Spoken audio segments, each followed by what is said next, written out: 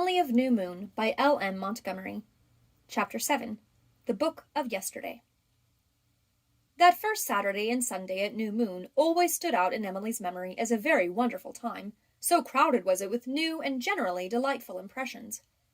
If it be true that we count time by heart-throbs, Emily lived 2 years in it instead of 2 days.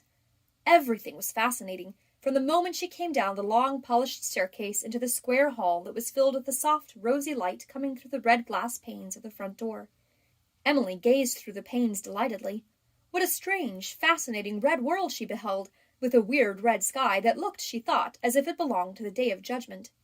There was a certain charm about the old house which Emily felt keenly and responded to, although she was too young to understand it. It was a house which aforetime had had vivid brides and mothers and wives, and the atmosphere of their loves and lives still hung around it, not yet banished by the old maidishness of the regime of Elizabeth and Laura. "Why, I'm going to love New Moon," thought Emily, quite amazed at the idea. Aunt Laura was setting the breakfast table in the kitchen, which seemed quite bright and jolly in the glow of morning sunshine. Even the black hole in the ceiling had ceased to be spookish, and become only a commonplace entrance to the kitchen loft. And on the red sandstone doorstep saucy Sal was sitting, preening her fur as contentedly as if she had lived at New Moon all her life. Emily did not know it, but Sal had already drunk deep the delight of battle with her peers that morning, and taught the barn cats their place once and for all. Cousin Jimmy's big yellow Tom had got a fearful drubbing, and was minus several bits of his anatomy, while a stuck-up black lady cat, who fancied herself considerably, had made up her mind that if that grey and white, narrow-faced interloper from goodness knew where was going to stay at New Moon, she was not. Emily gathered Sal up in her arms and kissed her joyously, to the horror of Aunt Elizabeth, who was coming across the platform from the cookhouse with a plate of sizzling bacon in her hands. "Don't ever let me see you kissing a cat again," she ordered. "Oh, all right," agreed Emily cheerfully. "I'll only kiss her when you don't see me after this." "I don't want any of your pertness, miss. You are not to kiss cats at all." "But, Aunt Elizabeth, I didn't kiss her on her mouth, of course. I just kissed her between her ears. It's nice. Won't you just try it once and see for yourself?" "That will do, Emily. You have said quite enough." And Aunt Elizabeth sailed on into the kitchen majestically, leaving Emily momentarily wretched. She felt that she had offended Aunt Elizabeth, and she hadn't the least notion why or how. But the scene before her was too interesting to worry long about Aunt Elizabeth. Delicious smells were coming from the cookhouse, a little slant-roofed building at the corner where the big cooking stove was placed in summer. It was thickly overgrown with hop vines, as most of the New Moon buildings were.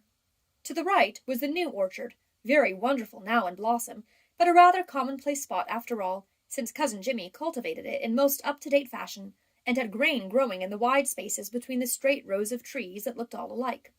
But on the other side of the barn lane, just behind the well, was the old orchard, where Cousin Jimmy said the columbines grew, and which seemed to be a delightful place where trees had come up at their own sweet will, and grown in individual shapes and sizes, where blue-eyed ivy twined about their roots and wild-briar roses rioted over the grey paling fence. But on the other side of the barn lane, just behind the well, was the old orchard, where Cousin Jimmy said the columbines grew, and which seemed to be a delightful place, where trees had come up at their own sweet will, and grown into individual shapes and sizes. Where wild-eyed ivy twined about the roots, and wild-briar roses rioted over the grey paling fence. Straight ahead, closing the vista between the orchards, was a little slope covered with huge white birches, among which were the big New Moon barns, and beyond the new orchard a little lovable red road looped lightly up and up, over a hill, until it seemed to touch the vivid blue of the sky.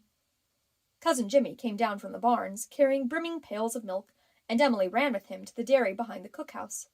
Such a delightful spot she had never seen or imagined. It was a snow-white little building in a clump of tall balm-of-gileads. Its grey roof was dotted over with cushions of moss like fat green velvet mice. You went down 6 sandstone steps with ferns crowding about them, and opened a white door with a glass panel in it, and went down 3 more steps. And then you were in a clean, earthy-smelling, damp, cool place, with an earthen floor, and windows screened by the delicate emerald of young hop vines, and broad wooden shelves all around, whereon stood wide, shallow pans of glossy brown ware, full of milk coated over with cream so rich that it was positively yellow. Aunt Laura was waiting for them, and she strained the milk into empty pans and then skimmed some of the full ones. Emily thought skimming was a lovely occupation and longed to try her hand at it. She also longed to sit right down and write a description of that dear dairy, but alas, there was no account book. Still, she could write it in her head. She squatted down on a little three-legged stool in a dim corner and proceeded to do it, sitting so still that Jimmy and Laura forgot her and went away and later had to hunt for her a quarter of an hour. This delayed breakfast and made Aunt Elizabeth very cross. But Emily had found just the right sentence to define the clear yet dim green light that filled the dairy, and was so happy over it that she didn't mind Aunt Elizabeth's black looks a bit. After breakfast, Aunt Elizabeth informed Emily that henceforth it would be one of her duties to drive the cows to pasture every morning. Jimmy has no hired man just now, and it will save him a few minutes. And don't be afraid, added Aunt Laura. The cows know the way so well they'll go of themselves. You have only to follow and shut the gates. I'm not afraid, said Emily. But she was. She knew nothing about cows. Still, she was determined that the Murrays should not suspect a star was scared. So, her heart beating like a trip-hammer, she sallied valiantly forth and found that what Aunt Laura had said was true, and cows were not such ferocious animals after all. They went gravely on ahead, and she had only to follow, through the old orchard and then through the scrub maple growth beyond, along a twisted ferny path where the Wind Woman was purring and peeping around the maple clumps. Emily loitered by the pasture gate until her eager eyes had taken in all the geography of the landscape. The old pasture ran before her in a succession of little green bosoms right down to the famous Blair Water, an almost perfectly round pond with grassy, sloping, treeless margins. Beyond it was the Blair Water Valley, filled with homesteads, and further out the great sweep of the white-capped Gulf. It seemed to Emily's eyes a charming land of green shadows and blue waters.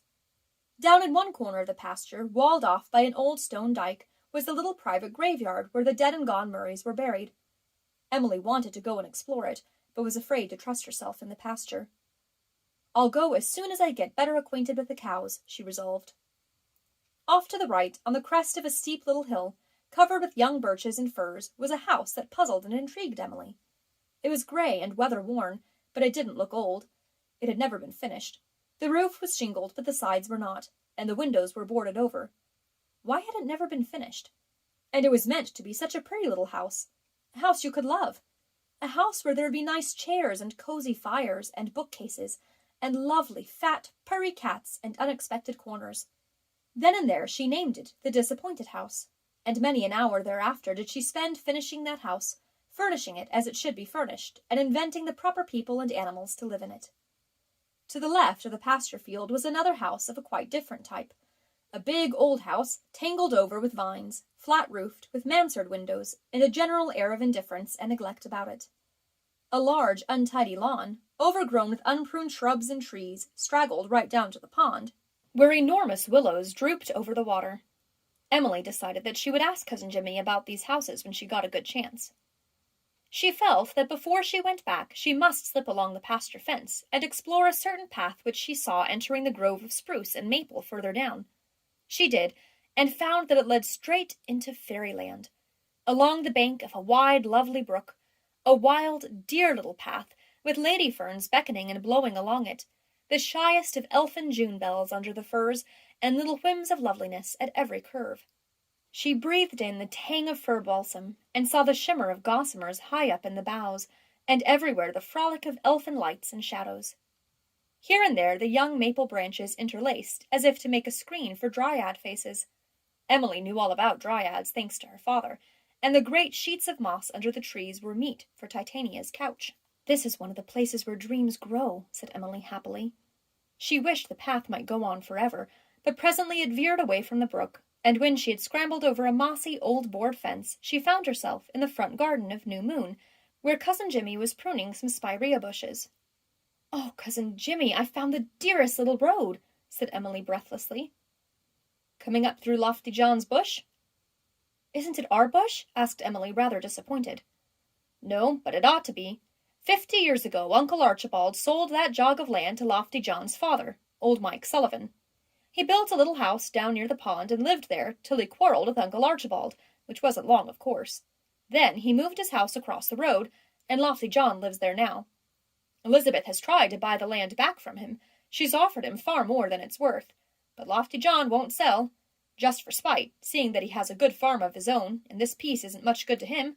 He only pastures a few young cattle on it through the summer, and what was cleared is all growing up with scrub maple. It's a thorn in Elizabeth's side, and likely to be as long as Lofty John nurses his spite. Why is he called Lofty John? Because he's a high and lofty fellow. But never mind him. I want to show you round my garden, Emily. It's mine. Elizabeth bosses the farm, but she lets me run the garden, to make up for pushing me into the well. Did she do that? Yes. She didn't mean to, of course. We were just children. I was here on a visit, and the men were putting a new hood on the well and cleaning it. It was open, and we were playing tag around it. I made Elizabeth mad. Forget what I said. 'Twasn't hard to make her mad, you understand, and she made to give me a bang on the head. I saw it coming, and stepped back to get out of the way, and down I went, head first. Don't remember anything more about it.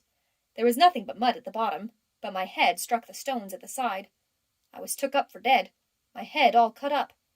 Poor Elizabeth was— Cousin Jimmy shook his head as if to intimate that it was impossible to describe how or what poor Elizabeth was. I got about after a while, though, pretty near as good as new. Folks say I've never been quite right since, but they only say that because I'm a poet, and because nothing ever worries me. Poets are so scarce in Blairwater, folks don't understand them, and most people worry so much they think you're not right if you don't worry. Won't you recite some of your poetry to me, Cousin Jimmy? Asked Emily eagerly. When the spirit moves me, I will. It's no use to ask me when the spirit don't move me. But how am I to know when the spirit moves you, Cousin Jimmy? I'll begin of my own accord to recite my compositions, but I'll tell you this, the spirit generally moves me when I'm boiling the pig's potatoes in the fall. Remember that, and be around. Why don't you write your poetry down? Paper's too scarce at new moon. Elizabeth has some pet economies, and writing paper of any kind is one of them. But haven't you any money of your own, Cousin Jimmy? Oh, Elizabeth pays me good wages, but she puts all my money in the bank, and just doles out a few dollars to me once in a while. She says I'm not fit to be trusted with money. When I came here to work for her, she paid me my wages at the end of the month, and I started for Shrewsbury to put it in the bank. Met a tramp on the road. A poor, forlorn creature without a cent. I gave him the money. Why not? I had a good home and a steady job and clothes enough to do me for years. I suppose it was the foolishest thing I ever did, and the nicest. But Elizabeth never got over it. She's managed my money ever since. But come you now, and I'll show you my garden before I have to go and sow turnips. The garden was a beautiful place, well worthy Cousin Jimmy's pride. It seemed like a garden where no frost could wither or rough wind blow, a garden remembering 100 vanished summers. There was a high hedge of clipped spruce all around it, spaced at intervals by tall Lombardies.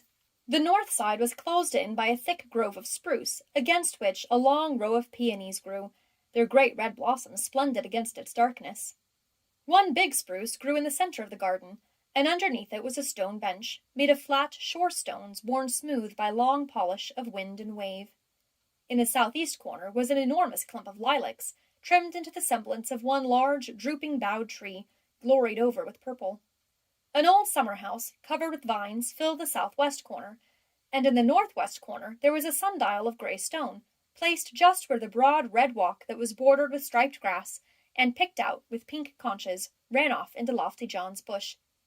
Emily had never seen a sundial before, and hung over it enraptured. Your great-great-grandfather, Hugh Murray, had that brought out from the old country, said Cousin Jimmy. There isn't as fine a one in the Maritime Provinces. And Uncle George Murray brought these conches from the Indies. He was a sea captain. Emily looked about her with delight. The garden was lovely, and the house quite splendid to her childish eyes. It had a big front porch with Grecian columns. These were thought very elegant in Blairwater, and went far to justify the Murray pride.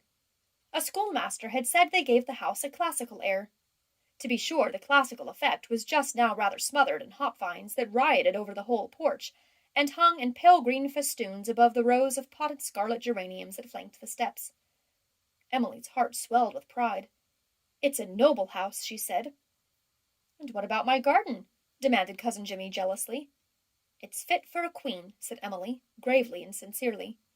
Cousin Jimmy nodded, well pleased, and then a strange sound crept into his voice and an odd look into his eyes. There is a spell woven round this garden. The blight shall spare it, and the green worm pass it by. Drought dares not invade it, and the rain comes here gently. Emily took an involuntary step backward. She almost felt like running away. But now Cousin Jimmy was himself again. Isn't this grass about the sundial like green velvet?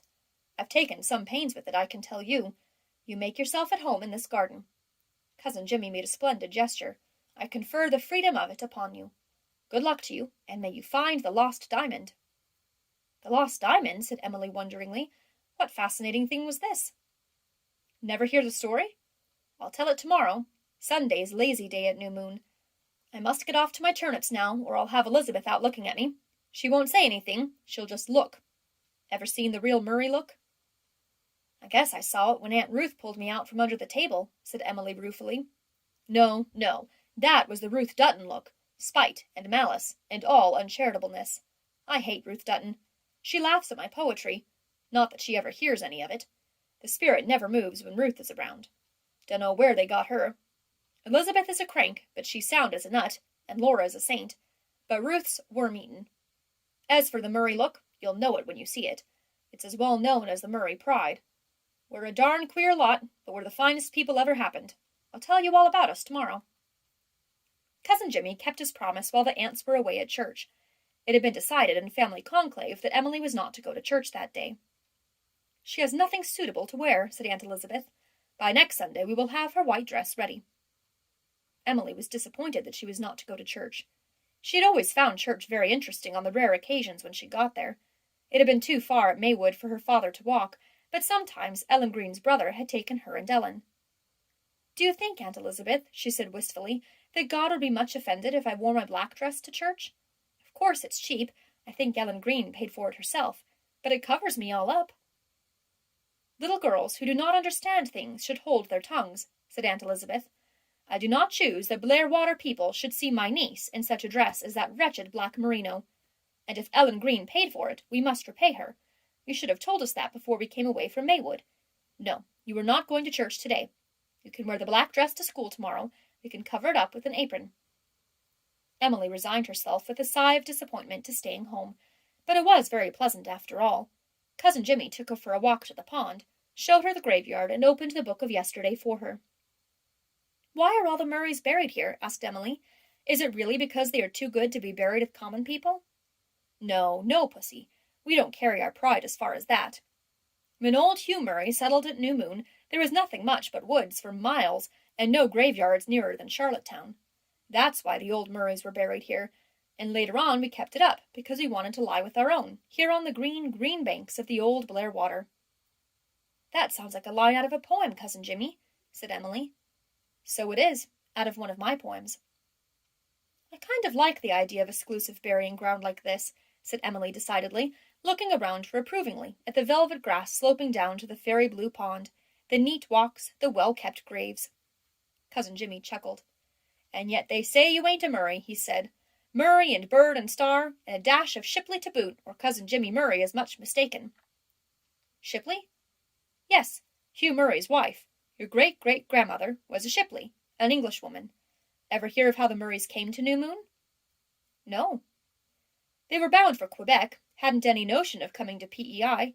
He had a long, rough voyage, and water got scarce, so the captain of the New Moon put in here to get some. Mary Murray had nearly died of seasickness coming, but never seemed to get her sea legs, so the captain, being sorry for her, told her she could go ashore with the men and feel solid ground under her for an hour or so. Very gladly she went, and when she got to shore, she said, Here I stay. And stay she did. Nothing could budge her. Old Hugh, he was young Hugh then, of course, coaxed and stormed and raged and argued, and even cried, I've been told. But Mary wouldn't be moved. In the end, he gave in, and had his belongings landed and stayed too. So that is how the Murrays came to P.E. Island. I'm glad it happened like that, said Emily.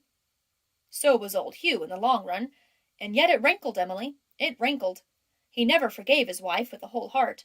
Her grave is over there in the corner, that one with the flat red stone. Go you and look at what he had put on it. Emily ran curiously over. The big flat stone was inscribed with one of the long discursive epitaphs of an older day, but beneath the epitaph was no scriptural verse or pious psalm. Clear and distinct, in spite of age and lichen, ran the line, Here I stay. That's how he got even with her, said Cousin Jimmy. He was a good husband to her, and she was a good wife, and bore him a fine family, and he never was the same after her death, but that rankled in him until it had to come out." Emily gave a little shiver. Somehow the idea of that grim old ancestor with his undying grudge against his nearest and dearest was rather terrifying. "I'm glad I'm only half Murray," she said to herself. Aloud, "Father told me it was a Murray tradition not to carry spite past the grave." "So 'tis now, but it took its rise from this very thing. His family were so horrified at it, you see, it made considerable of a scandal. Some folks twisted around to mean that old Hugh didn't believe in the resurrection, and there was talk of the session taking it up, but after a while the talk died away." Emily skipped over to another lichen-grown stone. "Elizabeth Burnley. Who was she, Cousin Jimmy?" "Old William Murray's wife. He was Hugh's brother, and came out here 5 years after Hugh did. His wife was a great beauty, and had been a belle in the old country. She didn't like the P.E. Island woods. She was homesick, Emily, scandalous homesick. For weeks after she came here she wouldn't take off her bonnet, just walked the floor in it, demanding to be taken back home." "Didn't she take it off when she went to bed?" asked Emily. "Dunno if she did go to bed. Anyway, William wouldn't take her back home, so in time she took off her bonnet and resigned herself. Her daughter married Hugh's son, so Elizabeth was your great-great-grandmother." Emily looked down at the sunken green grave, and wondered if any homesick dreams haunted Elizabeth Burnley's slumber of 100 years. "It's dreadful to be homesick. I know," she thought sympathetically. "Little Stephen Murray is buried over there," said Cousin Jimmy. "His was the first marble stone in the burying ground. He was your grandfather's brother. Died when he was 12. He has," said Cousin Jimmy solemnly, "become a Murray tradition." "Why?" "He was so beautiful, and clever, and good. He hadn't a fault, so of course he couldn't live. They say there never was such a handsome child in the connection. And lovable. Everybody loved him. He's been dead for 90 years. Not a Murray living today ever saw him, and yet we talk about him at family gatherings. He's more real than lots of living people. So you see, Emily, he must have been an extraordinary child, but it ended in that." Cousin Jimmy waved his hand towards the grassy grave and the white, prim headstone. "I wonder," thought Emily, "if anyone will remember me 90 years after I'm dead." "This old yard is nearly full," reflected Cousin Jimmy. "There's just room in yonder corner for Elizabeth and Laura, and me. None for you, Emily." "I don't want to be buried here," flashed Emily. "I think it's splendid to have a graveyard like this in the family, but I am going to be buried in Charlottetown graveyard with Father and Mother. But there's one thing worries me, Cousin Jimmy. Do you think I'm likely to die of consumption?" Cousin Jimmy looked judiciously down into her eyes. "No," he said. "No, Miss Puss. You've got enough life in you to carry you far. You aren't meant for death." "I feel that too," said Emily, nodding. "And now, Cousin Jimmy, why is that house over there disappointed?" "Which one?" "Oh, Fred Clifford's house. Fred Clifford began to build that house 30 years ago. He was to be married, and his lady picked out the plan. And when the house was just as far along as you see, she jilted him, Emily. Right in the face of day she jilted him. Never another nail was driven in the house. Fred went out to British Columbia. He's living there yet, married and happy, but he won't sell that lot to anyone, so I reckon he feels the sting yet." "I'm so sorry for that house. I wish it had been finished. It wants to be. Even yet it wants to be." "Well, I reckon it never will. Fred had a bit of Shipley in him too, you see. One of old Hugh's girls was his grandmother. And Dr. Burnley up there in the big grey house has more than a bit." "Is he a relation of ours too, Cousin Jimmy?" 42nd cousin. Way back he had a cousin of Mary Shipley's for a great something. That was in the old country. His forebears came out here after we did. He's a good doctor, but an odd stick. Odder by far than I am, Emily, and yet nobody ever says he's not all there. Can you account for that? He doesn't believe in God, and I am not such a fool as that." "Not in any God?" "Not in any God. He's an infidel, Emily, and he's bringing his little girl up the same way, which I think is a shame, Emily," said Cousin Jimmy confidentially. "Doesn't her mother teach her things?" "Her mother is dead," answered Cousin Jimmy with a little odd hesitation. "Dead these 10 years," he added in a firmer tone. "Ilse Burnley is a great girl, hair like daffodils and eyes like yellow diamonds." "Oh, Cousin Jimmy, you promised you'd tell me about the lost diamond," cried Emily eagerly. "To be sure, to be sure. Well, it's there, somewhere in or about the old summer house, Emily. 50 years ago, Edward Murray and his wife came here from Kingsport for a visit. A great lady she was, and wearing silks and diamonds like a queen, though no beauty. She had a ring on with a stone in it that cost £200, Emily. That was a big lot of money to be wearing on one wee woman finger, wasn't it? It sparkled on her white hand as she held her dress going up the steps of the summer house. But when she came down the steps, it was gone. And was it never found? Asked Emily breathlessly. Never, and for no lack of searching. Edward Murray wanted to have the house pulled down, but Uncle Archibald wouldn't hear of it, because he had built it for his bride. The two brothers quarreled over it and were never good friends again. Everybody in the connection has taken a spell hunting for the diamond. Most folks think it fell out of the summer house among the flowers or shrubs. But I know better, Emily. I know Miriam Murray's diamond is somewhere about that old house yet. On moonlit nights, Emily, I've seen it glinting and beckoning, but never in the same place. And when you go to it, it's gone, and you see it laughing at you from somewhere else. Again, there was that eerie, indefinable something in Cousin Jimmy's voice or look that gave Emily a sudden crinkly feeling in her spine. But she loved the way he talked to her, as if she were grown up, and she loved the beautiful land around her, and, in spite of the ache for her father, and the house in the hollow which persisted all the time and hurt her so much at night that her pillow was wet with secret tears, she was beginning to be a little glad again in sunset and birdsong and early white stars, in moonlit nights and singing winds.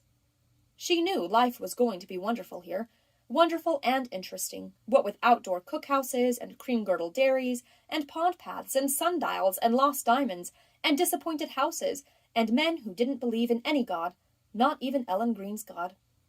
Emily hoped she would soon see Dr. Burnley. She was very curious to see what an infidel looked like, and she had already quite made up her mind that she would find the lost diamond.